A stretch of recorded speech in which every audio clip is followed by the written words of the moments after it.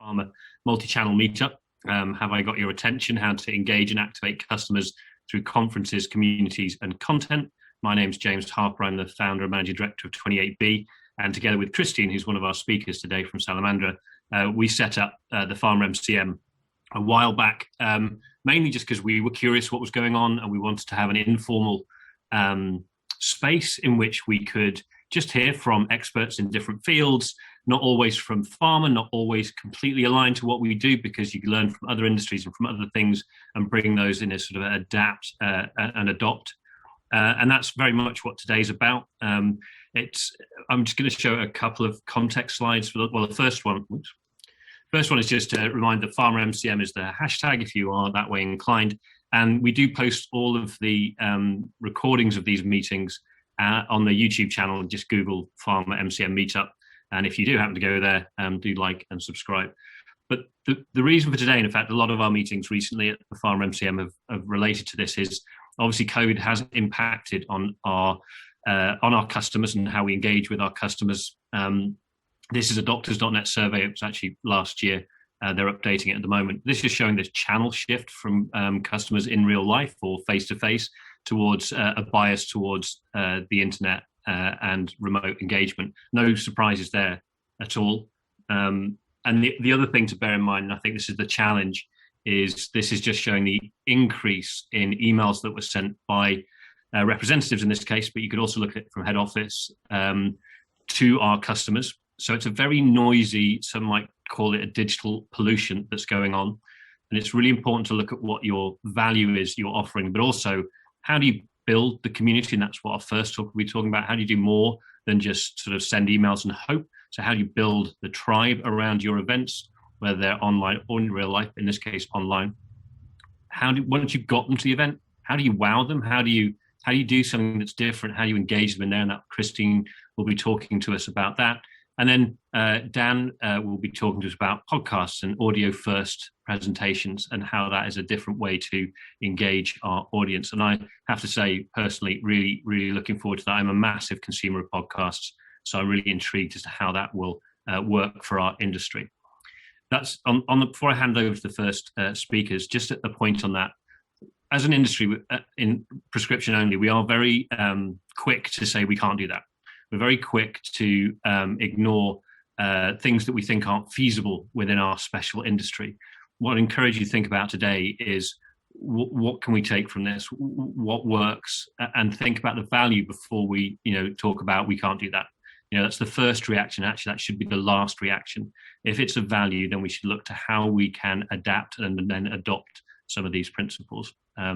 So without further ado, I'm going to stop my share and hand over to Rick and Richard. So just for context, I know Rick through my work as the digital interest group lead at the PM Society, and we were talking about events, and that was just in March last year. And I don't want to steal these guys' thunder because they're going to talk about this, but I was talking to Rick at one of the meetings. I think it might be the last face-to-face meeting, I can't remember, but he invited me to an event that was happening that weekend, and it was the weekend of lockdown, and they pivoted in what seemed like minutes from an in real life event to a digital event, and they invited me along and I watched it, and it was impressive as hell to have done it in that short time frame. So when we were looking at this meeting around different ways to engage audiences, I thought it would be great to hear from these guys about their experience. So Richard, he's got his notes somewhere, sorry. Rick is a digital consultant in medical aesthetics, cosmetic surgery, and the pharma sector. He's got 20 years experience. He's the founder of the digital agency Look, Touch and Feel. And together with Richard, they founded the Aesthetics Entrepreneurs, if I've got that right. And as I say, I met them almost exactly a year ago when they pivoted to this. I think it's only a few days away from when they did their pivot. So guys, over to you. And thanks very much for talking today. Thank you very much, James, for the intro, and thanks to all of our hosts and co-speakers for inviting us to your event today. Much appreciated. So we're here today representing our business and digital strategy support brand for medical aesthetic practitioners, the Aesthetic Entrepreneurs. We've got a group that Richard founded with over 1,200 practitioners now that look to us for business support, marketing support, help with digital content, digital transformation, to help them run and grow their aesthetics practices. And what we wanted to do in light of the topic of the talk was just bring a slightly outside of pharma, well, related, connected to pharma story, a war story, if you like, about how we pivoted in 24 hours. It might have felt like minutes, but it was 24 hours, so quite a long time, to move from a traditionally real world conference to a completely digital one, which we delivered across multiple digital channels, all online, of course, and it was on day one of lockdown 1.0. So what I'm going to do to start with is hand back to Richard, founder of Aesthetic Entrepreneurs, who created the original real world conference, which we call GSD, which stands for Get Stuff Done, honestly, and how it came about and why it's so cherished by our community. Oh, thank you, Rick. So, so I'm Richard Crawford-Small, founder of Aesthetic Entrepreneurs, or AE as it's called. I've been in the medical aesthetics market for about 15 years, varying different roles. My career in that started off with Allergan. So very early on, I was working with Botox and also medical devices, the breast implants and dermal fillers. My role was essentially to drive business, like most sales roles in pharma. And when I set up the Aesthetic Entrepreneurs, we went down a very, very sort of traditional route, which was get in front of your clients, talk to them in meetings. And we had, very, very humble beginnings. This is the first kind of GSD that we ran at the Grand Hotel in Brighton. There's 12 people. And a very, normal sort of physical event, ran all day. And it was really, really good. It's great to sort of have that energy and that excitement and that enthusiasm when you get a group of like-minded people together in the room. And it started to grow. So from the success of this, we kind of thought, okay, well, rinse and repeat, we'll do it again. So we ran another one, and we literally doubled it in size in less than 8 months. So we knew we were onto something, and the business started to grow. Rick got more involved in helping to design and plan the content. We knew that digital was going to start to play a much, much bigger part in the future story for Aesthetic Entrepreneurs. But also, I think we weren't entirely sure about how big a part that story was going to play out in for our clients as well as things moved on. We created an awards, so we recognised the kind of top performers in our community, with what we call a Top Gun Award. And it's basically a bit of entrepreneurial thinking, bravery, product development, launching products and services in a particularly innovative way. Again, this is a model that I picked up from, my heady days of Allergan. When you had a meeting, you had tea and medals at the end of it, and then essentially to the bar. And we had everything planned, ready for what was GSD4, which actually, again, had pretty much doubled in size. Everything was set. We'd heard of these things happening in the background with, this pandemic and COVID. And then all of a sudden, bang, it was the conference came out, and we had to put the brakes on it immediately. We started to get a bit of an understanding of what was going to happen beforehand, but we didn't realize that it would actually affect us in the way it did, where we'd have to just pull the pin, which caused us a bit of a problem. Obviously, the problem is we couldn't run the event, which meant, issues around, how we're going to generate revenue for a business what is essentially at that point 90% online, 90% offline. But also because of our target market, they are essentially, aesthetic injectors. They couldn't open their clinics. Their clinics had to shut. So I also had a longer term issue where I've got a client base that's not making any money. So there were two sort of challenges. One was the short term issue of what do we do around the event, but then I had the longer term issue of, is the business going to run out of money in 6 months' time? So Rick and I got our heads together, had a little bit of a panicked powwow, and then decided that we could still do it. And the key word was pivot. Yes. I'm wondering who will spot that in joke on the screen, but we'll see afterwards, won't we? So we had this initial shock of the lockdown and what it meant for us, the event and also our poor members, as Richard said, having to close their clinics and face the stress of no income, or for some of them actually going back into their NHS roles or general practice to help with the fight against COVID. So it was a big moment, but we sort of dusted ourselves down, and in the following 24 hours we devised a way to pivot the GSD conference to a fully digital live streamed event. We had the advantage of an already very active Facebook group, a list of attendees that were already raring to go to the actual conference, and the fact that myself and my agency team were on hand to work very quickly to build and configure whatever we needed to make this work.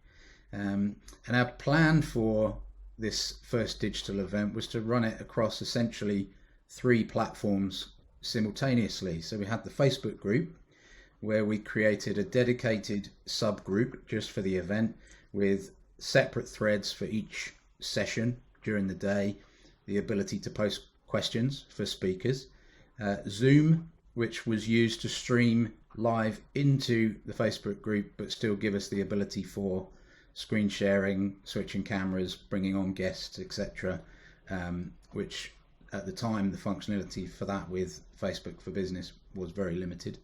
And we also created a dedicated WhatsApp group on the side of the event in a bid to replicate that kind of buzz, networking, at the bar stuff that happens at real conferences and in the evening in between the professional activities.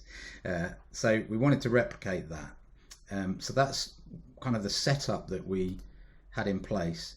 We then announced our plan to the membership, and it was met with a fantastic response.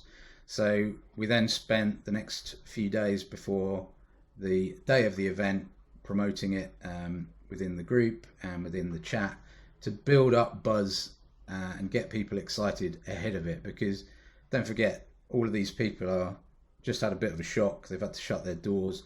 This became something for them to really look forward to. It was something that was going to give them guidance and some things to focus on to help them pivot, as well as us pivoting the event, pivoting to be able to still create some income for their business. So part of the content that we designed for this GS Digital event was to walk them through how you can very quickly start delivering things like video consultations or creating e-commerce functionality within the site for skincare products, etc. So it was for them something quite key from a business perspective, but also from a support and emotional aspect as well, something to really look forward to. So there was a lot of buzz about it. And what we'd also kind of realized is that we no longer had the physical limitations of the venue that we were going to use. So we did see a commercial opportunity to open up the conference to the wider membership outside of the people that were ready to attend the conference originally. And also the opportunity to support even more of these worried practitioners. So as you can see in the original agenda, we covered a huge amount of topics, from sort of motivational stuff, built Champion Under Construction, which is now a group and a kind of a brand in its own right, being run by one of the practitioners that is a member, digital marketing, creating content, teaching them to carry out their own live and video events. So it was quite meta in that way, because we were pivoting a real digital event whilst teaching them what we'd done to do that, so they could go and do it themselves.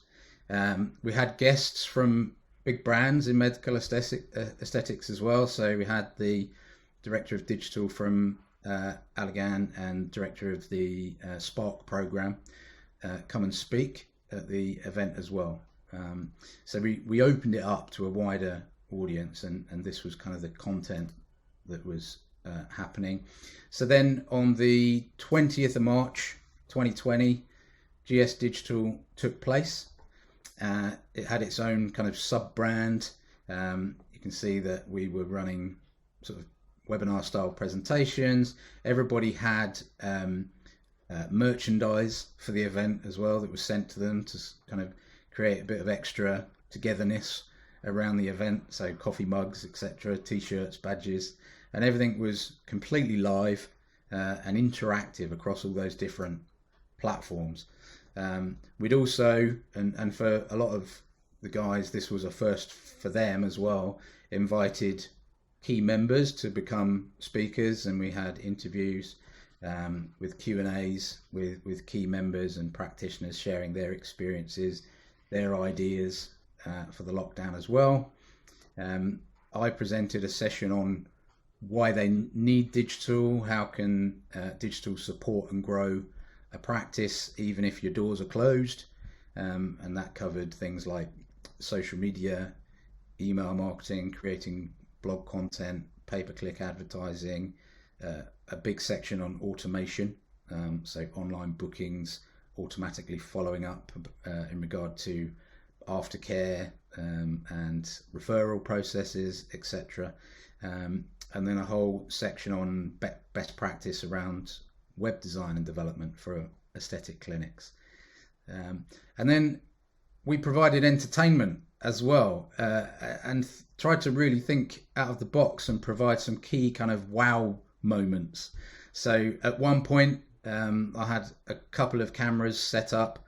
I quickly whipped off my t-shirt revealing my Taekwondo dobok, which is what I do in my spare time. I'm a black belt in Taekwondo, and I went and punched through a stack of breeze blocks with my fist to make a point about breaking digital, which was the title of my presentation. And this, I must stress, was not approved by any compliance person and probably would never be. And it was under guidance from my Taekwondo instructor, and it was fully insured. And it's something that I've trained to do for 8 years and had to condition my knuckles to be able to do that kind of stupid thing. So don't go and do that at your next conference. But the reason I include it is it's an example of thinking outside the box. What else can you do? And I think the lesson that we've learned is don't try to literally replicate a real world event in digital, because actually I probably would never do that at CCR or down at Olympia, but I was at home and we had cameras and we could think differently with the channels that we had. So it's just an example of that. And as you can imagine, when that was happening, the WhatsApp chat area that we had going alongside the conference went mental. People were did not see it coming, and it was talked about, and that was really the point. And there was a few kind of peak wow moments like that where we were just thinking outside the box, and afterwards I signed each piece of broken block, and these got sent to the attendees as souvenirs for being at the first ever GS Digital event. And all of that experience that we've had and everything that's happened since then, it's created a legacy.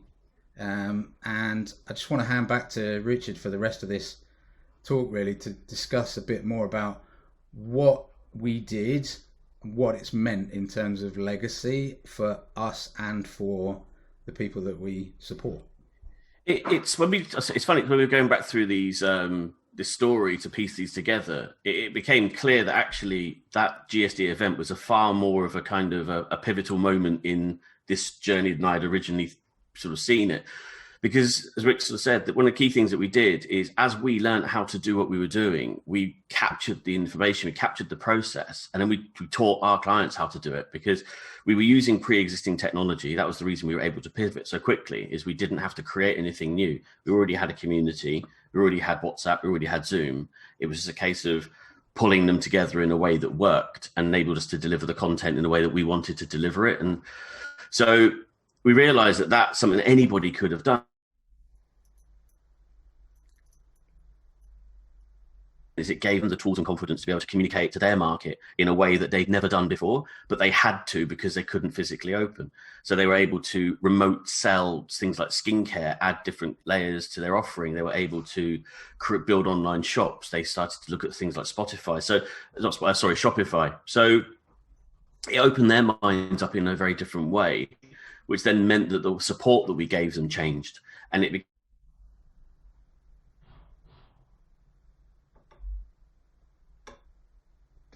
Is that Richard freezing? Our online offering, but we'll never go back to the way we were. Sorry? You did freeze briefly, but it's all good. Carry on. Oh, sorry, my back. Okay.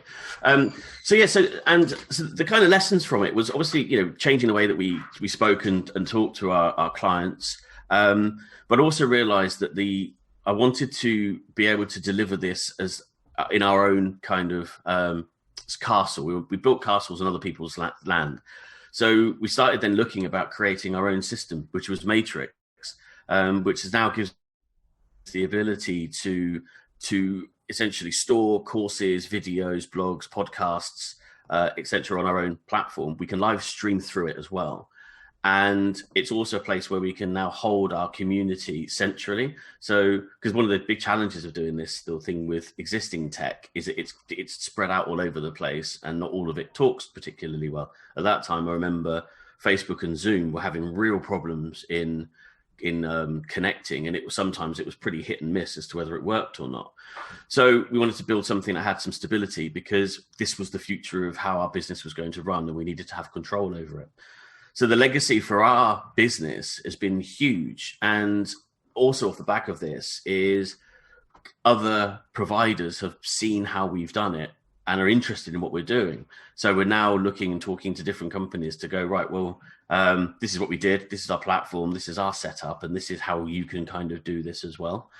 So, the legacy has been, really significant. And I think will continue to be, because as the world now emerges out of this, this 18-month to 2-month period, there's a lot of going to be uncertainty as to what kind of world we're going back into. How much will workforce go back into the offices? How many are going to stay remote? So the message from me on all of this is, by doing these things, you'll learn. And even though it might be a little bit bumpy early on, and you're not sure whether this is going to work or whether it has value or not, if you don't do it, you're never going to learn. So even if you're thinking about doing it and haven't done it, take the step, because the lessons that you'll pull out of this will be worthwhile and they'll pay off for the next couple of years. Yeah. I'd also echo what James was saying at the beginning as well about, saying we can't do it by default. And I think it's interesting for me personally, because I work in a few different spheres, and some are very heavily regulated, and obviously this one isn't. And so it's quite fun to be able to see what you can do free of the shackles of compliance. But it also does make you realise that if you start with the end goal and the value you want to bring, and then do all of that kind of out of the box thinking first, and then have everybody brought along with you on the journey, including compliance, including legal, whoever it needs to be, brand, marketing, digital, everybody at the concept stage does that out of the box thinking. You get everyone bought into that concept, you're much more likely to come out with something quite innovative at the other end, rather than being scared of it. So I think that concludes us, James, and our war story. So if there's any questions, or we're doing Q&A at the end. There is a couple of questions. Asad has asked about platforms, as has Debbie. And what I'm going to save those, because I think we can all kind of input on that. And actually, Debbie, I'd seen your name on the list, and I was actually going to come to you, because I think, with your background in running events, and as both Rick and Richard have said, this was with aesthetics entrepreneurs, but there's nurses, pharmacists, there's all kinds of groups where these sort of events can work. And what really struck me when I was observing this event back in March was the chatter. And also these guys keeping it cool when it all went wrong, because of course it will do, it's technology. And that was the other thing, just the confidence it'll come back in a forgiving, engaged tribe who were like egging you on to come back, right? So they were like, I'm not giving away any secrets here, it didn't go smoothly all the time, right? How could it when you pivot in 24 hours? So I'd like to come back to the platform thing, but for me it was really about that WhatsApp group and the Facebook group, and all the things I missed terribly from this MCM meetup when we used to do it in person in London. It's the bumping into people, it's re-engaging with people you haven't seen for a while, it's the chatter at the bar afterwards or in between the events. And doctors and prescribers and nurses and everyone else are just like us, and they miss that too. Yeah. And it was really that struck me from your event, that you'd managed to create that. And I appreciate there's compliance issues around that, but you can have closed groups. I think it'd be really interesting to talk about. So I'm going to say both Asad's, Debbie's, and Brandcast's. I'm not sure who's behind that one. Brandcast, that's you, Dan. But we'll talk about that at the end. One thing, Will, just a final point on the whole sort of bar chat WhatsApp thing is that the group from that first event over a year ago is still active today, still going. It's just has a life of its own. It's quite telling, as you say, because it is the bit that people really miss.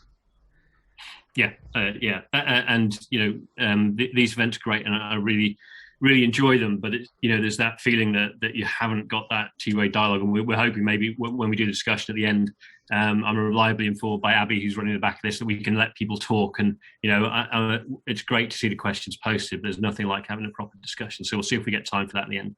So speaking of time, thank you, Richard and Rick, for sharing your war stories, and congratulations again for pivoting in 24 hours, but also creating something within your business and with your community that's living on. And as you say, it turned out to be not just a pivot, but pivotal for you. And I think that's another lesson for us all.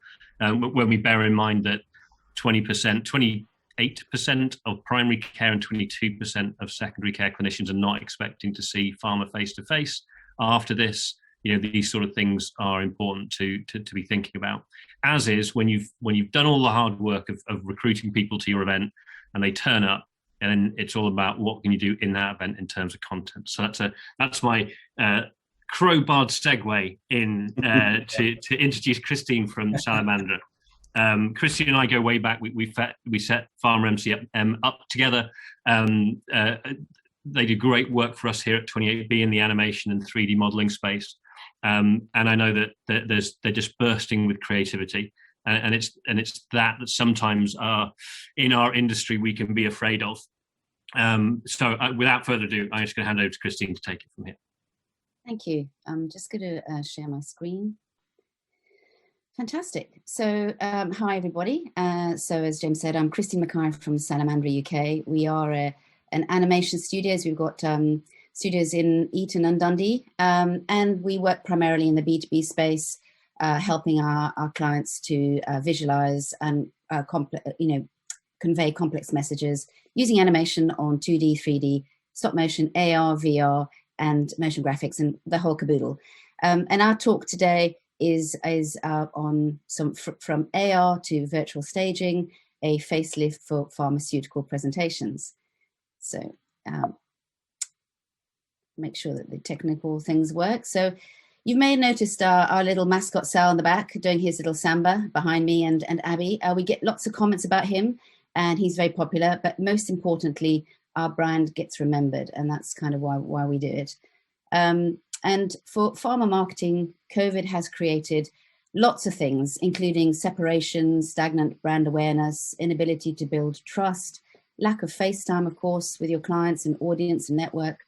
And hopefully I'll be showing you exactly how to visually problem solve this whilst still in lockdown and beyond, and scaling up your presentations for your online sales, your pitches, training, conferences, and really using animated elements from slides to immersive experiences, and all of which are crafted for either in-person or for virtual events. And of course, no one expected COVID, and no one knew how to reorganize large parts of our businesses, including events and sales strategies and all those things. And so, it's really not knowing what to do at the time, but also finding opportunity. And there is opportunity in this situation. So before Corona kicked off, GPs and the pharma industry was still sort of a little lagging behind on sort of the digital sphere, as I'm sure you'll all agree. And in fact, a study has now shown that through Pharma Future that 14% used audiovisual platforms to connect with HCPs pre-COVID. And for obvious reasons, this has all changed, and the method in which both HCPs and pharma sales reps communicate is now largely online.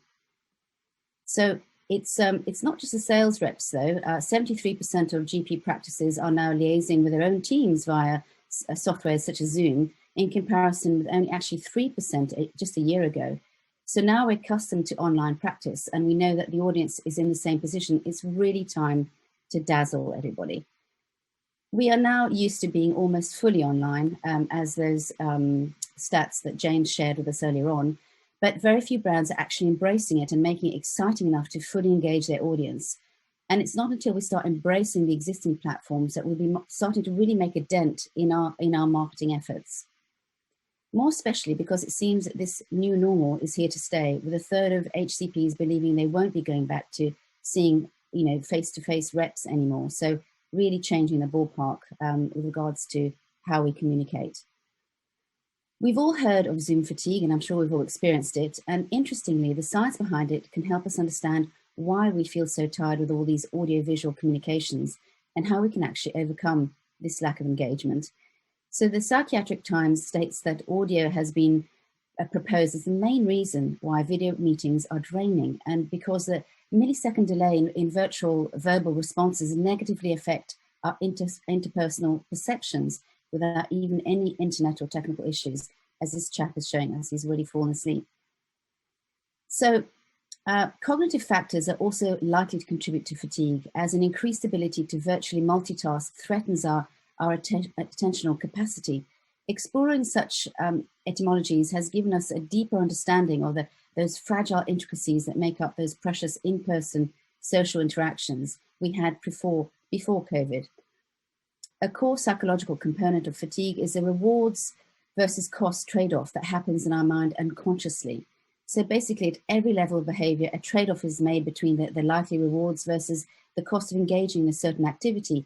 Even minor decisions such as either pressing the highlight or delete or the backspace button to erase a typed word are made on a basis of these unconscious estimates that maximize reward over cost. The link between this reward assessment and fatigue then activates pathways in brain structures associated with reward, increasing subjective alertness and energy and motivation, actually the opposite of fatigue. So in fact, not only are rewards lessened via these social disconnections during video conferencing, but there are also elevated costs in form of cognitive effort. So the problem actually that COVID has caused isn't so much finding your audience, it's once you have their attention, it's hard to keep them engaged through this unconscious reward system in a way that doesn't just add to the ubiquitous online fatigue. This is further heightened by the HCPs and that their requirement that they want quick, concise, easy to digest information. In fact, don't we all? So marketeers and brands have had to find new innovative ways to pitch, sell, present, give awards, and even network in ways that will motivate, inspire, and ultimately wake up our brains in those sitting distractedly at their desks, as we sometimes do. Of course, video conferencing allows us to do that without being face-to-face, but the question is, how can you utilize it to obtain those gems, lead generation, brand awareness, build relationships, and be memorable to pharma companies? So for virtual meetings, pharmaceuticals can expect higher attendance, of course, because it's less of an ask to attend due to no travel time required, and can take place during day or evening, making timetables more flexible.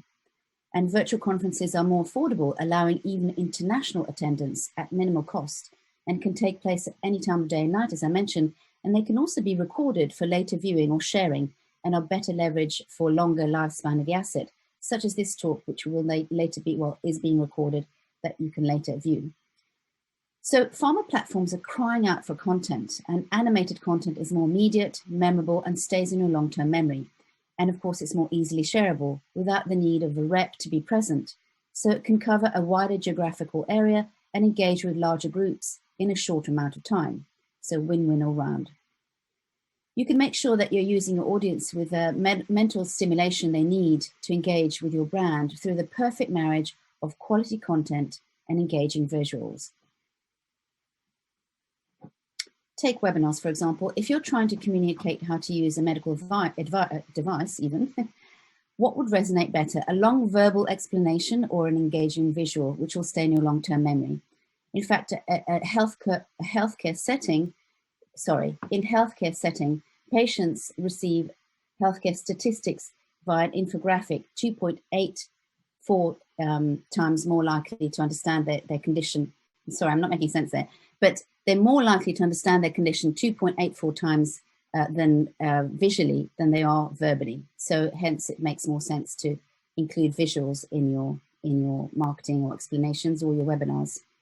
There are a few other methods to make a more compelling case for your audiences in pharma industry, and introducing emotion is a fantastic way to do it. And it has consistently shown that people are more likely to respond on an emotional level.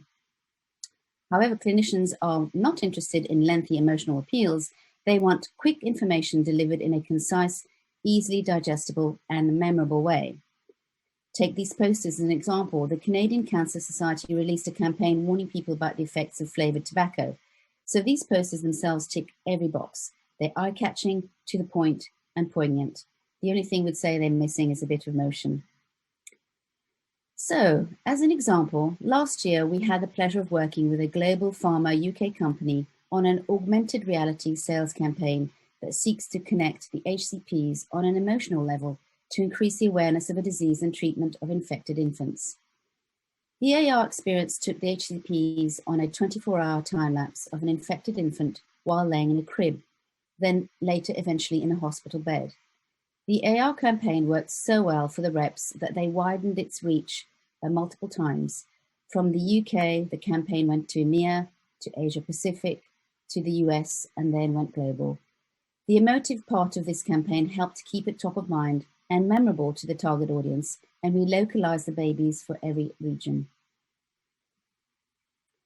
This is why it's so important to have a clear message that can be poignant and then put it in motion. Forresters reckons that a 1-minute film animation is equivalent to 1.8 million words, which is just crazy. I'm sure you've heard that humans absorb information 60,000 times faster through visuals than text alone, and it stays in your long-term memory. We compare this to the powerful effect of the legacy of the old jingles that we heard in our childhood. We can still sing them, remember the words, and most importantly, the brands. If the visuals and narrative are askew, however, the elements will detract from the overall intake of information and delete the interpersonal perceptions that we take from audio cues, as mentioned before in the Zoom fatigue. Using visuals, specifically visuals that connect with your audience on an emotional level and use motion, is especially pertinent in the pharmaceutical industry, where often what is being communicated is complex and intangible. So, less likely to be understood without a lengthy explanation, increasing the likelihood that your audience will lose focus or simply not get the concept. Take data handling software, for example. This is one of our clients' InfoSums explainer, which I'm sharing without sound. This is a very complex product, difficult to explain verbally in 90 seconds, but done successfully using animation. Written information has a retention rate of only 12% after 72 hours, which I think you'll agree is not very much time at all, not very much retention at all. And visuals alone have a retention rate of 35%, but combine the two, visual and audio, yields a retention rate of 65% over the same period of time. And of course, it's a fantastic opportunity to gain brand awareness, especially if you have an engaging mascot, such as our handsome boy Sal, or an audio logo, if you think Dell. Animated slides are, however, just the starting point. If you really want to engage your audience fully, immersive experience and virtual staging is the best way to go. So let us go to our Salamander UK virtual auditorium to experience it for yourself. So I'm going to excuse myself and see you on the other side. Join me in my virtual auditorium and experience it for yourself. Now, as you can see, one of the best things about having bespoke environments like this one is that it allows you to add elements such as mascots and people and product explosions and product demos, etc., and branding as far as the eye can see. And then we've got multi-screens that showcase products. How cool is that? Engaging data visualization for easy to digest stats. And you can even introduce real-time interactivity, such as the now re-familiar QR codes for AR product visualizations. So check out our QR code here, and you'll be able to see and interact with something that our Blizzardy mascot, Sal, uses every day. And how can you use AR in business? Well, you can use it for training new employees, for 3D modeling of homes and cars. You can try before you buy for makeup and home furnishings. And for healthcare, you can use it for vein visualizations, for surgical visualizations and training education. You can have that whole rich interactive experience to show how drugs and medical devices work with the human body. Why not add some pizzazz to your conferences with some crowds cheering you on, or even some confetti? Combining all these elements allows for a more engaging experience for your audience and strays away from the virtual events that feels like yet another lockdown chore. And who wants some more of that? You can even bridge that gap between online conferencing and networking by hosting different rooms. These are just a few of the top line ideas that we can suggest for events under the new normal.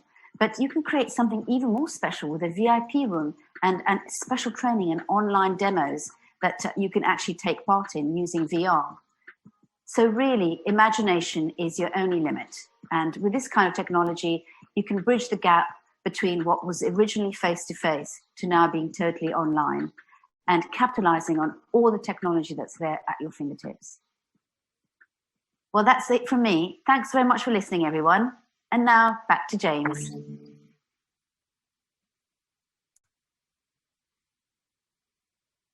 There we go. That was very good, very impressive. And it's really interesting, the whole Zoom fatigue things and all those statistics around how important the mix of content is and that blend. Certainly, I don't know how everyone else feels, but the sort of lack of non-verbal feedback through Zoom events, especially if you're pitching or running workshops, can be really challenging. And that's partly, we're like with about having the separate chat rooms, etc. But all of those different visual cues, and we are can sometimes be a bit stuffy in our industry in terms of the slides that we use, etc. But one of the questions, maybe we can save it till the discussion, is also about how this. Traditionally, we use animation in our industry for big mode of action, 3D films, etc., rather than these sort of animations. Be really interested to get your view on how agile they can be, and I know working with you guys as well, how that it's not this sort of big sunk investment that you can't change last minute for speaker events, etc. But as with the talks, we'll save that one for the end. Perfect. Thank you very much. I really like that. I kind of want my own auditorium now. I don't know what for, but I just kind of like one. Right, so the last talk before we move to the discussions, thank you, Christine, for that, is to Dan. So this is going to be Can You Hear Me Now? 5 Ways to Win with Podcasts. Like I say, I'm a massive consumer of podcasts. I walk into the office every morning, 30 odd minutes, and consume that 30 minutes in, 30 minutes out. I'm really intrigued as to how this can work in our industry. And Dan is CEO of Mission Based Media. It's an audio first agency helping brands attract and activate audiences. I think, Dan, you've got just 3 years less than me in the industry, so we're both old hands. I think you've got 25 years. I'm knocking on the door at 28, how old I am. And you've, like me, have held most jobs in most places, in most pharma, in terms of sales and marketing and agency. So I'm looking forward to this. I think you must have done hundreds of podcasts in terms of producing and editing them by now. So very much looking forward to what you have to say. Thank you, Dan. Great. Thank you so much. Can you guys hear me and see my screen? Is that yes? Okay, great. Yeah. So I'm Dan Kendall. I'll just take you through a few slides to introduce a little bit about myself. James, thanks so much for that overview about some of my experience. 25 years. I'm originally from the US, as you can tell from my accent. I've been here 18 years. So a lot of time working in the healthcare space across Europe and the UK and launching products globally. I started podcasting in 2016 after experiencing some real frustration with the level of content that was actually being produced for those of us who are working in healthcare. So I started my own podcast, Digital Health Today, that year. We've now expanded that out to include other hosts and other shows, driving deeper into the digital health niche. And we've also added the entire health podcast network, because as we'll talk about in this truncated presentation, I'll try to keep it concise. There's a real difficulty in identifying podcasts that are relevant in healthcare. So we created a health podcast network to help solve that. Almost 8,000 episodes are available there. And as James mentioned, we've worked personally and through our organization on hundreds of podcasts, engaging all sorts of different people and professionals across the healthcare space. The business is mission-based media, and we work with leaders, brands, and organizations to help them attract and activate their audiences. There are three key ways that we do that. One is through production services, another is through creating original content, and then advertising and distribution. And these are all related to how those of you who are listening and attending can actually engage with this sort of audience. This is a list of some of the sort of companies that we've worked with, and then you can always scroll back through the video to see some of the reason why we do this. We believe it's really important to have health information that's accessible, frictionless, reduce the amount of difficulty in accessing information that health professionals and patients, people can, the amount of friction that they have in accessing information they need to take better care of themselves or those in their practice. So why market with podcasts? This is the biggest question that I get from people within the healthcare space. You can look at the numbers. There's a new report that's going to come out next month from Edison Research that gives us some idea of how podcasting has been catching on. But you can look at the reports, but I'm sure all of you who are listening and watching this have your own experiences. You've certainly have had conversations with people and seen posts about podcasts that people have been listening to. It's really on the rise. People are listening to them each week. They're discovering them. We have rookie listeners and veteran listeners. So veteran listeners that are finding more and more content to consume, and rookie listeners who are just hearing a lot about this podcast forum and trying to engage in that. And like my two preceding presenters have mentioned, it's all about attention and engaging that attention in an effective way. But while more people are coming to the platform, more people are actually creating content as well. So we have nearly 1 million. This actually statistic is a little bit old. I wasn't able to find a newer one. There must be about 1 million shows now, especially this number was just at the beginning of COVID. I know a lot of people have produced podcasts during the COVID period, and over 54 million podcast episodes. So that really becomes a problem for discoverability and how we can actually reach the eyeballs and eardrums of the people that we want to connect with. And that is why it's so important to view podcasting as more than simply an audio file. This is not about creating an MP3. And that's the biggest misconception that I think people have when they talk to me about how they can use podcasts within their business. They just think it's about creating an MP3. That's just the start, really, of creating a podcast and having it reach its listeners, because really you need to engage those eyes to be able to engage those fingers to get clicks, to be able to get that message literally into your audience's head through their eardrums. One of the big things about podcasts is that they go everywhere. Now, if I were to show you my desktop, I would show you a Chrome browser that has loads of tabs open. Many of them are YouTube tabs, and you can see where people have sent me videos or things that I should watch, and the things that are of interest that I've clicked on my email and I've opened it up in a tab. And at some point when I'm having a sandwich or a coffee or just have some downtime, I'll watch those videos. But oftentimes Chrome will crash before I ever get a chance to listen to those. The thing I love about podcasts is that you can click on that link if somebody sends you a WhatsApp text or an email, or you see something on social media. You can click on that and download that and watch it later. So listen to it later. So you can listen to it while you're exercising, cooking. You can listen to it on your Alexa device or your whatever HomePod you might be using inside your home. And it's really something you can do on the go. I like to say that listening to podcasts is something you can do when your hands are busy, but your mind is free. So that happens a lot in the healthcare space, especially when we're engaging with health professionals. They're often spending time walking along floors, walking between patients, commuting to work, listening inside of operating rooms, operating theaters. That's a good way to be able to get their attention and give them something useful. Another thing I like about podcasts is that they're social and shareable. You can really just take those 20-minute podcasts, those 30-minute podcasts, and dice them up into 15-second, 60-second, 90-second clips that you can then distribute in a lot of different ways that you can capture that attention of your target audience.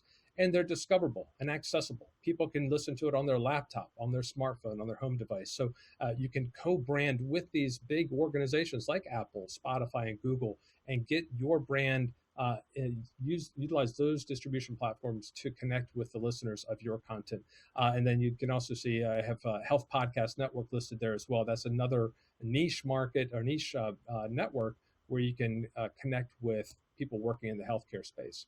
And so broadly, why should we think about podcasts? Well, it gives you a share of voice. So we'll talk about a few different ways that you can engage that share of voice. Some ways through like branded podcasts, you can have 100% of that share of voice. Whereas with advertising, you're going to have a slightly less one, but it can be a very effective way of engaging that audience. You can grow your network. You can give people a call to action to be able to then engage with you or get more information, access a discount, learn more, download a PDF. And establish a connection with your business. And another key thing about podcasting is that they're evergreen. If I were to send you a link to a YouTube video that was aired in 2018 originally, and it's had 64 views or 364 views, you might look at it on YouTube and say, gosh, this has been around for 3 years. Why has it had so few views? If I send you a link to a podcast episode from 2018, that same bias isn't there. So people will look at that and listen to it without sort of thinking, well, how many people have watched this before me, and why doesn't it have more likes, and what are the 54 thumbs down people know about watching this video? Should I really spend my time here or not? So it can really give you a long tail. As you build more content, there are more ways to engage that audience. So the title of this session, which I know we're almost out of time on, is 5 ways to win with podcasts in healthcare. So I'm just going to run through these. Now that we have a little bit of background about how podcasts can be used, this really builds on the 2 preceding speakers in terms of how we can actually integrate that into our marketing and communication plans. So number 1, you can repurpose content. So this is something that people ask me all the time. Is like, if I'm going to do a podcast, we're not a podcast company. We don't really have somebody who can lead these conversations. We don't know how to produce it. I have to say, during COVID, we've seen a huge increase in interest because suddenly marketing teams don't have the events that were normally taking a lot of their attention. They can, of course, do virtual events like we've talked about, but those product launches and those face-to-face meetings and client meetings that were taking all their time previously haven't happened. So we've had a big influx of interest around creating podcasts. But we can also take existing content from webinars, from YouTube videos, from keynote speeches, from internal newsletters and talks, and find ways to strip out just the audio piece and create interesting stories that are not just simply interviews, but really interesting stories that can capture people's attention all throughout the course of that podcast. Incidentally, another question that I often get asked is about how long should a podcast be? And that big question is, it really needs to be as long as it takes to tell the story. I'm not really worried about the length of a podcast as much as I'm worried about the propulsion, the acceleration, the point of that podcast. We've all watched movies that have been 2.5 hours long, and we thought, gosh, that was really fast. That didn't feel like 2.5 hours. We've also watched 1 and 45-minute movies, and we thought, God, I thought that would never end. So it's really about that propulsion there. So repurposed content is one key piece. Sponsorship is another key piece. Just keep an eye on the time for me here. Sponsorships is another key way that we can engage.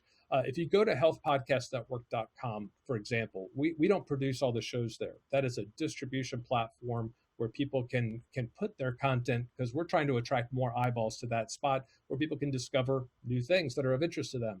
A lot of those podcasts that are on Health Podcast Network work on a sponsorship basis. So we'll talk about advertising here in a minute, but the sponsorship piece is really deeper than simply an advertising relationship.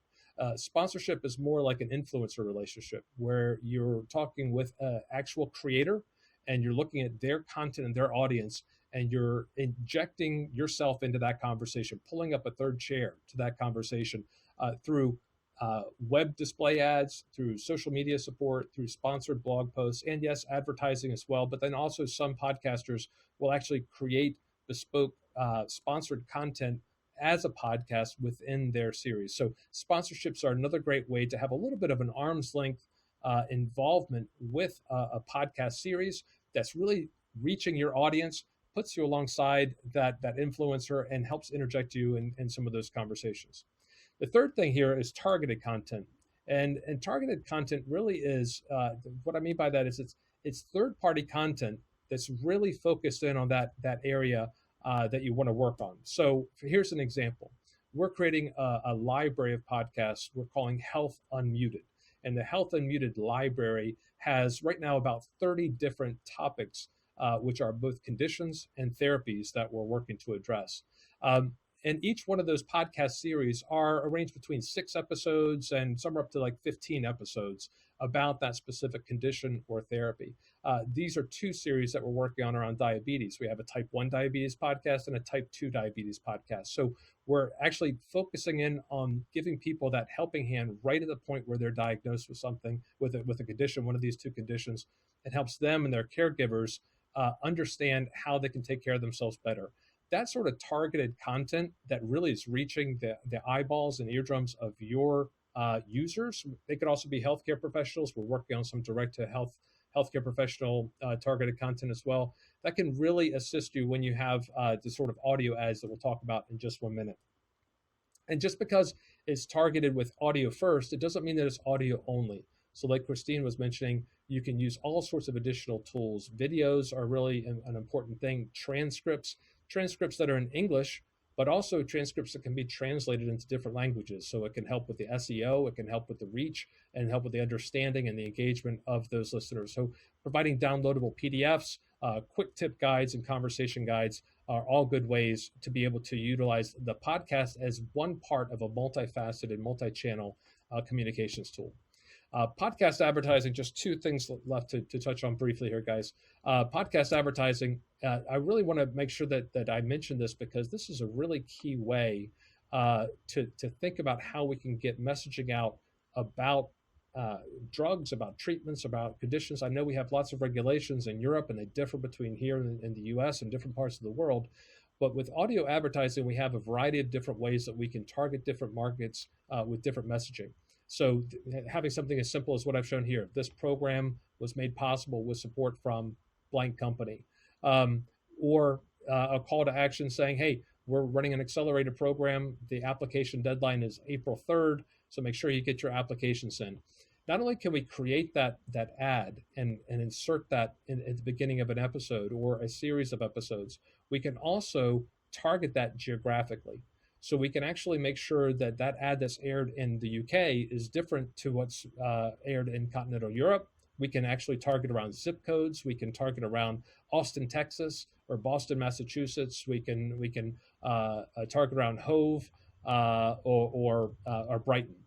So we can actually literally get into the surrounding areas and set a radius around those 2 areas to be able to air different topics. And I think that's a really key piece about how this can fit into the pharma and healthcare marketing model.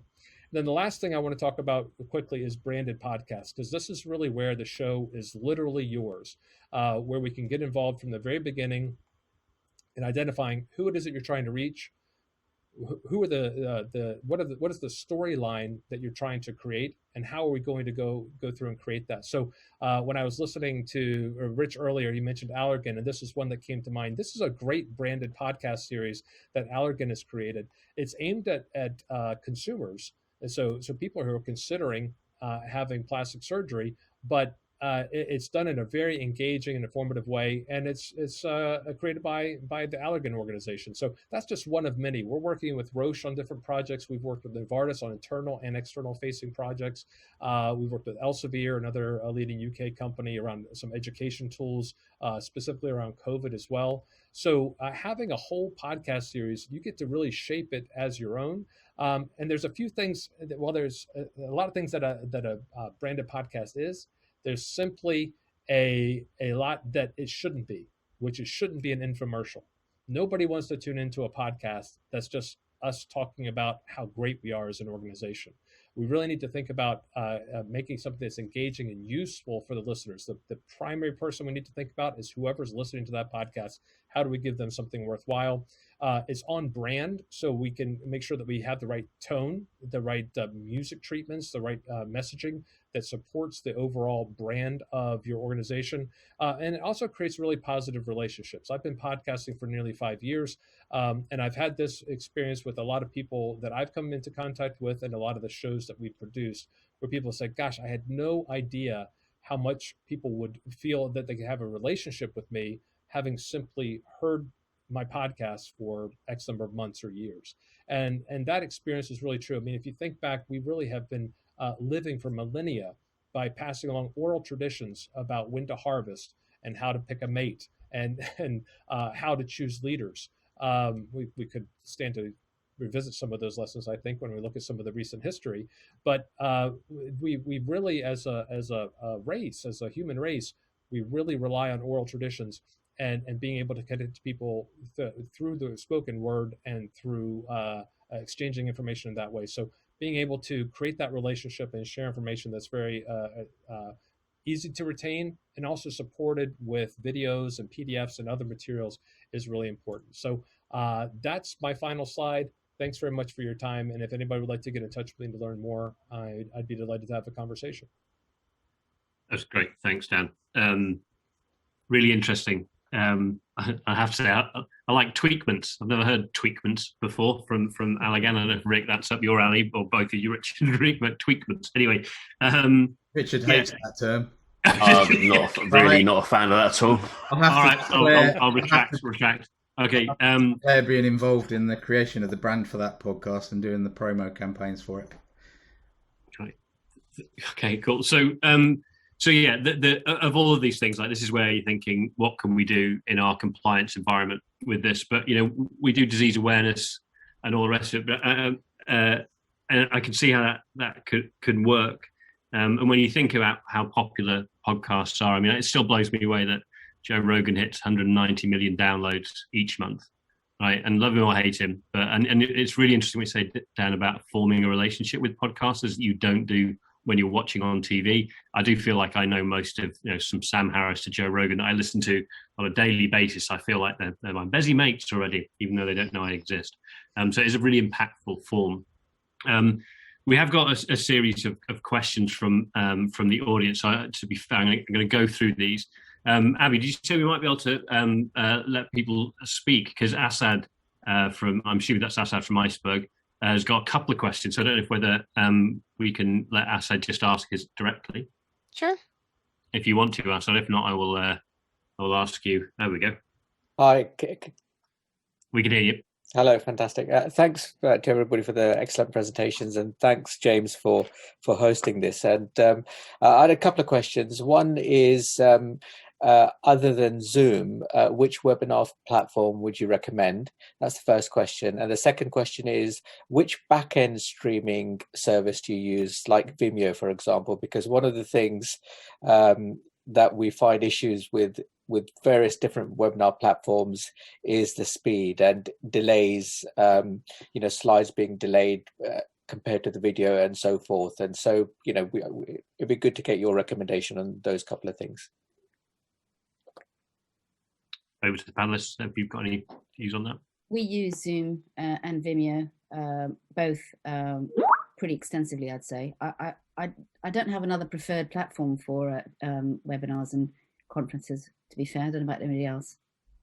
No, I mean, we've predominantly used Zoom for traditional webinars. With video streaming, I'd say we are still product agnostic and still experimenting with lots of different services. I have used Vidyard. I've used another streaming service called EOOVI, EOOVI. That one's particularly fast as it's got quite a unique compression rate to it. But still experimenting for those same reasons, really. And for us as well, we like Zoom because we can put in our backgrounds where a lot of the other ones you can't. And they're much more complicated to add. So you actually have to have green screen and all sorts of other stuff to make it work. So for us, it makes sense to use Zoom.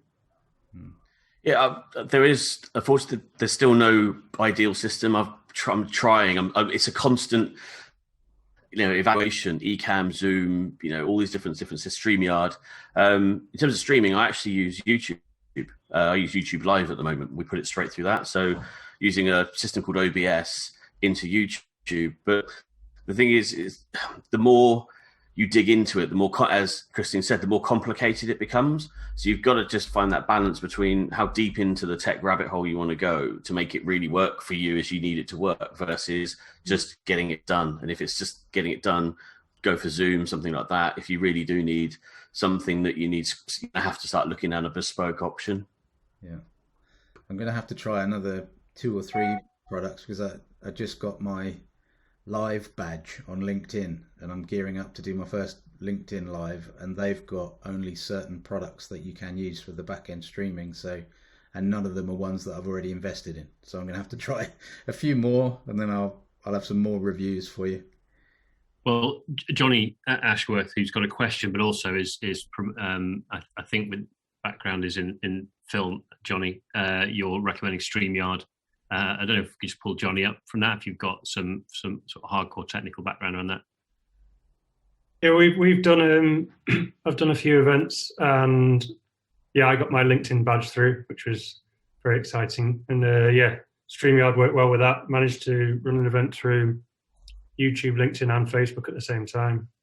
Like everything, it's got its quirks as well, but it works well for us. You can bring people in and out, and very good for sharing video and presentations as well. And Johnny, you had a question for Christine around the studio. You may as well ask that while you're on, because that's going to lead into a question, I think, about live versus recorded. Yeah, Christine, we've met before, obviously. Hi, Johnny. Hello. No, I love that studio that you broke out into. I was just wondering how much that works as a live event sort of piece, or is it something that you'd have to sort of pre-work? Where's your pipeline on that? It can do both. Well, I can't give you too many of the trade secrets how we did that, but yeah, it can work in both. You could do hybrid live events where you've got some of it that's pre-done and some of it isn't. You can also use VR techniques to actually go in and interact, so a lot more interactive, and it can still be live speakers, but with other interactive parts that aren't live. So it's a real mixture. It just depends on what you're trying to get across and how much participation you want from your audience.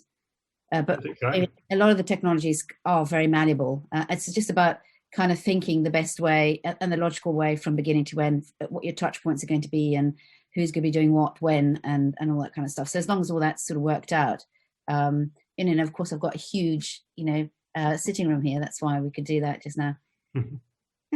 Well, that raises a really interesting point for me. There's the ongoing debate that. So I was on the judging committee for the PM Awards, the Digital Awards, and with everyone going remote and all the rest of it, there was a lot of the attempt to recreate in real life events in the digital space. All the way through to virtual stands. Like, hands up, I am just not a fan of virtual stands. Like, stands serve a purpose at a conference. You don't need to recreate them in the digital space and make it even harder to get to content. But then what Christine showed, which was reproducing, what happens in real life, made it visually interesting and all that kind of stuff. So I have to say, I'm in kind of two minds on it. But in terms of you guys that have run events, Rick, yours very much about, it was live, it was there, it was happening. Dan, I'm guessing yours pre-record and edit, especially if we're looking at compliance and stuff. What's the merit and value of pre-record and slice versus go at it live and get a bit more? And I don't know. Over to you guys on that one. It's not much. James, if I could just backtrack a little bit with regards to sort of virtual stands, I'd have to say I disagree with you because we stuff where, it's very interactive and you can get to do more stuff on a virtual stand than you could, queuing up with a bunch of other people and not getting to get the full effect. So I actually think it can be more effective, and you can actually delve right into a product, get your QR code, in a virtual environment and get a demo of something even more particular within that stand. So I actually think there's more value to of course I would say that, but I really do think there's more value. You should get in on the awards because you'd win then, because the ones that I saw were just deathly. But anyway, I shouldn't say that out loud. I don't know how many people we got on here. But so there you go. So probably it's about quality, not the actual thing itself. But it's but yeah, fair point. As I say, it's opinion. For my opinion, what do we think to live versus re-record? Is there a place for both? Would you, with temptation in pharma is to pre-record so we can control it? I'm going to open that one up to Rick, Richard, and Dan, and Christine, obviously. I mean, I think a hybrid can work really, really well. When I've been doing content in very regulated environments, getting a script and a deck approved and even pre-recording part of a webinar, but then having a live Q&A works well. But also in less regulated or with the aesthetic entrepreneurs, putting together hybrids, we do it in a couple of ways. So I've done webinars, presentations streamed live into the Facebook group where portions of it are pre-recorded, but then I'm also in the background commenting at the same time as it's playing out, and then I join everybody live at the end. That's partially laziness, partially engagement. And then I think, again, in the kind of virtual space, you've got opportunity for a real hybrid of both types of content, because sometimes you do want a bit of polish and kind of carefully considered and produced content to wow people at certain moments, and then you also want the live and direct. So I think hybrids, for me, gets my vote. I'd second that. Yeah. Just one more comment from my perspective on podcasting. Yes. Podcasts, by their very nature, are normally MP3 files that you download, not things that you normally would stream live. But we have taken live content and converted it into podcasts. So by using webinars and things that were recorded live, or keynote speeches, or panel discussions, and then taking that and re-editing that. But normally at that stage, people do want to have, even though they were presented live to an audience of X number of people in a room or X number of people on a webinar, it normally does need to go through some sort of compliance check before we push it out in a podcast format. I think it's about it's the audience essentially, isn't it, that kind of dictates on, for me, which way you do it, because we've got quite a broad audience, and yes, there are some far more aspects into it as well, which the hybrid, the control over message, the delivery is really, really valuable. But it's also about the energy that going live gives you and the interaction and engagement. And it's for me, mixing it up a little bit really does work. I'm much more likely to go live and do it off the cuff rather than use a piece of pre-recorded content. It's just my preference to do it. Like you, Dan, we've taken that content, repurposed it into more sort of structured podcast, or repurposed as video. And then, but it depends on where your audience is looking and what they're used to receiving. And it's just, I think, moving people gently down a road. At the moment, we're, into a market that, this is new, right? This is all very, very possibly quite a bit strange and unsure. So I think the hybrid model is the early stage, of getting people comfortable with what we're doing. And then, we can let loose the live stuff. It's probably how I think it will, will work out. It's a good answer. And so what I keep hearing is about this, the reuse of content, the variety, and to Christine's point about engaging content, the visual, etc. One of the things we haven't talked about, and I'm interested both from Rich and Rick in terms of how you recruited for your event within the pool. But Pummy, good to see you, Pummy, or at least hear from you, Pummy. I don't know if you want to ask this directly, but Pummy's basically asking about access to customers, right? Getting them to the webinar. So I don't know, I think Pummy just dropped off. Have you? Oh no, there you go. Oh, I'm here. Hey, Pummy. Hi. Good to see you, James. It's been ages, and to everybody else, we've known each other and worked together for about 28 years since we both started in pharma. Yeah. So my question is, I'm the managing director of Accelerate Health, and we do obviously more and more webinars. One of my challenges is recruitment, because success of a webinar is related to the audience size. Do you have any ideas or suggestions how we can drive,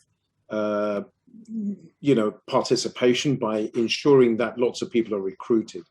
The sort of things that we've done in the past is drive recruitment through the field forces, MSLs, etc. That's one thing. We've tried to create databases, so we've got that cohort. Any other ideas? If it was down to us, and if you've got the ability, sort of from an approval perspective, it's about building a community around that event and involving them in the creation of it as well.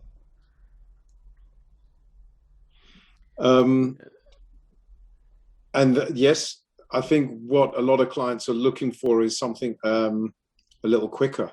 And I'm just wondering, I'm just putting this question out because I'm sure it's relevant to a lot of people, and other people may have other solutions that I haven't thought of. I think community is great. Yeah, I mean, I think, you just kind of nailed it right there. Is what people are looking for is quicker. And this is a new way of working, right? This is how we've learned. And it's not thinking about databases or or a client list. It's about communities, it's about tribes, and the community model is the one that's going to push through. It's engagement, not vanity metrics, which is what we're looking at. So it's better to have 100 people really engaged than 1,000 people who just kind of dipping in, dipping out. So I would be sort of looking and pushing back and going, well, look, ultimately at the end of the day is we want people who are going to purchase. They're going to take a positive action. The positive action, starts with awareness of our brand, et cetera, et cetera, et cetera. And then you push them all towards Facebook group. And this is a strategy we've replicated for a number of different people, and it works every single time. From a large organization through to a single clinic, it works the same way. Is get as many clients, influencers, people who are really engaged and loved what you're doing, push them into a group, get them to heat it up with lots of good content and engagement, and then you fire as many people into that group as possible. And the people who are already in the community sell to those who are coming in.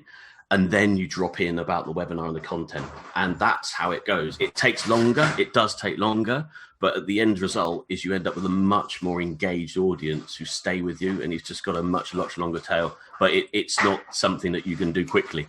Speed in this instance is still the same old thing. It's getting your field sales force out there talking, more message delivery, which takes time and is expensive. If you do it this way, that's the model that we apply. Yeah, and it isn't. There isn't. Everyone wants a quick fix, but there are now platforms by which we can do this with our HCP community as we can with non-HCP communities where there's less compliance issues. So Chris, I think Chris Bartley was on the call earlier, but he's at MedShare, which is the social platform for doctors. Then you got doctors.net. So there are closed environments in which you can start to build the anticipation for an event and a community, and then even reach out to that community for input into the event. So they start to, so it's like, we talk about stakeholder management. We have done, probably you and I started out in advocacy and stakeholder, where we get the clinicians that are on the trials to train local key opinion leaders or regional key opinion leaders, and we cascade that all the way down. It can be done in that sense around events as well. It can do around brands. And thinking about your business, it's if you can start to own that community, as commercial as that sounds, what Rich and Rick are doing. They've got an incredible community around them. And once you built that around, that's your value, right? That's what you're tapping into. And there are platforms that allow us to do that now with HCPs. Dan, I was interested in just extending that a bit around podcasts. So you mentioned that you can do targeted advertising, right, in terms of geography, but you can't do targeted content. Right, the content is available. Yeah, that's a really good point. Yeah, the content is the content. So we talked about this the other day, where there was a point in my career where we did app development, and apps you can restrict to certain markets. But Pummy, I do have a comment for you. But I'll just answer James' question real quick. So you can restrict apps in healthcare, and you can say, okay, we're going to make this available in the UK and a different one available. My daughter has a Dexcom. It's a different app in the UK than it is in the US. You can restrict that. You can't do that with podcasts. There is no geographical restriction. So that could be a good thing and a bad thing. You can reach anybody anywhere, but then in terms of the main content, you can't switch it off. But with that dynamic advertising insertion, you can target it. So Pummy, to your question about how do you get more awareness, I would suggest maybe a 15, 20, 30 second pre-roll ad that's put in front of, dynamically inserted into a podcast. So a podcast has to give you permission to do that, either through an agency like Midroll that's going to broker that for you, or Health Podcast Network, we do it, or you can work directly with a creator to do it. And they can record it speaking about your event, or you could develop an arrangement with them where you could record it, or one of your speakers could record it. It says, hey, coming up this Thursday, there's going to be this event, go to this website and register for it. And just a 15, 20 or 30 second ad at the beginning of that pre-roll, you can hit thousands of impressions. And if you say, well, let's just take Nurse Keith. He's a nurse in the US that has a really loyal following to the Points Around community. He has a very strong community about what he's doing. Or Mike Baselli does a podcast called Passionate Pioneers. They have very strong communities about what they're doing. You can leverage their community by asking them and agreeing with them to put an ad into their shows. And you might say, well, Mike Baselli's in Denver, and our webinars here in the UK, it's really for UK audience. Well, you can segment out of his downloads. You can say, we want this ad, this podcast episode, or any of his episodes, when it's downloaded in the UK or in Europe, we want this ad to play. So I think that's a great way to reach other people and not necessarily have to build a community of your own right away in order to do it. You can leverage other people's communities to be able to have that message get into the eardrums. And Dan, extending on that, so if the gate in terms of compliance is the registration, right? So in terms of it's the content of the webinar is not open to the public because we're discussing medicines, etc. But advertising the event, I mean, is that feasible? Can you advertise the event but make it clear in that advert that it's for doctors only, and then there's also that gate at the registration? So, because you wouldn't be making any claims in that advert, right? It's just promoting the event itself. So, have you got people doing that, Dan, already? Have you working with clients for that? No, we don't have anyone doing that specific thing, getting that. But it's this is why I was excited when you guys gave me the opportunity to come on and talk, because these are things that are possible. And somebody needs to be first. And I have a lot of presentations. People say, well, give me a case study and show me where that's been done. But if nobody's ever done it before, it's like, you can't really give a case study. So we're looking for those sorts of organizations that we can give them those ideas and we can engage and have that sort of best practice put into place. What do you reckon, Pubby? Have you got any sort of good clients with forward-thinking compliance teams that could see that as an opportunity? Because it's going to be compliant if you're not making claims, right? Yes, for me, I mean, I really like both of those ideas, the community idea first, and definitely the advertising in the podcast community, the idea. One of my challenges is that the client that I'm thinking about is based in Europe. And I think from what Dan was saying, are your, if you like, your KOLs based in US, or do they have a reach in Europe as well?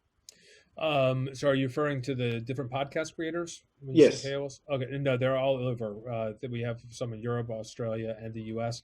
The largest listening audience to podcasts in general is the US. That's probably the most studied one and the most monetized audience. So that's where a lot of stats come from. But we're seeing, similar patterns in UK and Germany. I know for the shows that we produce, the US is the largest market. It's in the English language. People can't detect our misspellings for audio, but we have Germany and the UK as the two largest audience that follow that. Germany actually beating the UK in some of the downloads for some of the shows we produce and some of the ones that we help distribute through Health Podcast Network. They also have very strong reaches within the European groups, especially one we did the other day had a speaker from France, and the downloads in France basically blew out some of the previous or some of the other podcasts in the area because they had a speaker from that region. So that's another nice thing, is that you could say, okay, well, this is going to be a European event that's in France. Well, not only can we insert an ad every time it's downloaded, because it's for people in the French market, but we can actually have the ad done in French. It doesn't have to be done by the host who might only speak English. We can actually insert it in there, and if it's downloaded an IP address in France, it could actually help give that more local flavor by actually communicating in what is typically a regional accent, a regional language. Okay. Answer your question, Pubby. At least I'll give you some ideas. Certainly, James. Some good ideas, things that I'd like to take further. So I will be in contact, and I want to always enjoy being, at the front. So if it hasn't been done before for me, that just gets me more excited.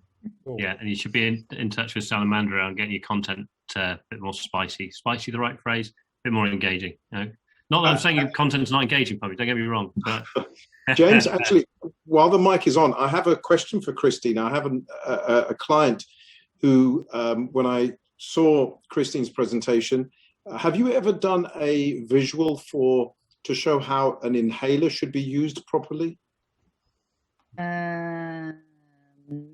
Could you sorry, the question should be, could you create something like that? Could you visualize that? Absolutely. We can even go into the workings of the inhaler and do product explosions and go right in and show how it works with the physiology of a person.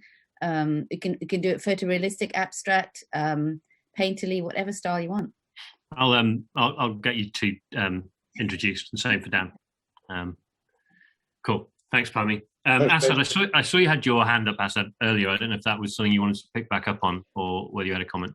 Yeah, it was just a comment on the virtual exhibition stand. I was tending to agree with you on the fact that, you know, I'm on the fence with the virtual stand, because we've had some feedback from a few clients who've done virtual stands at various sort of international congresses, and they've not really had that many people show up. And obviously, when you're at a physical meeting, you know, people attract people at the end of the day, and you know, there's a natural tendency to go towards human beings, if you like. So there's that element of that. And although the visual stand that we shown earlier looked excellent, and it was a really nice visual and looks engaging, yeah, I'm on the fence in that one. So I'm just wondering whether, hopefully all being well, moving back to hybrid events where there is a place for virtual stands moving forward or not. But it'd be good to get, you know, people's opinions very quickly. I know you're running out of time, so but I just wanted to share my thoughts. Jump in there quickly. Asad, we did a virtual stand for Eton College, and we had a line out the door of people wanting to try it. So fantastic.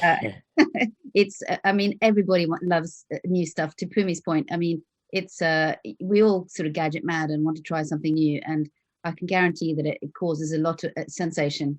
Okay. I sometimes think that the way our industry works, that some of the agencies that created these stands really haven't got that, you know, didn't get it the right way. Let's put it that way. So I think, you know, some experience out of the industry where it's been something happening more often, maybe there's that opportunity. Okay, so we are running up on time.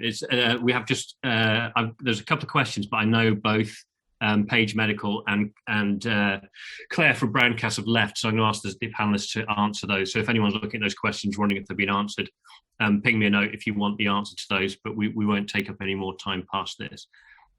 So I just wanted to say thank you very much to all the speakers. I mean, it was quite a range today, but I like the way it was all the way around. The sort of the meetings and content, I think, worked pretty well together as a bunch of misfits coming together on this, no offense.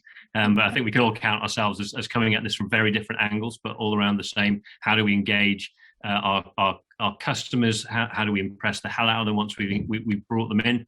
And then how do we follow up, and how can we continue that relationship? So thank you very much, everyone. The MCM is going to take a break in March because we're all a bit busy, but we're going to be back in April. And I would just to shout out to everyone that's on this. As you can see, this is about people who are really interested in learning from others. So you've got something interesting to share. If you work in a particular area, you know, that you think would be of value to our community, then you know, please get in touch. We'd love to hear from you, and maybe we can have you on a show in the future. Look, show, I'm using the words now. Have you on a show and not just the webinar. So thank you again to everyone, and we'll see you in April for the next event.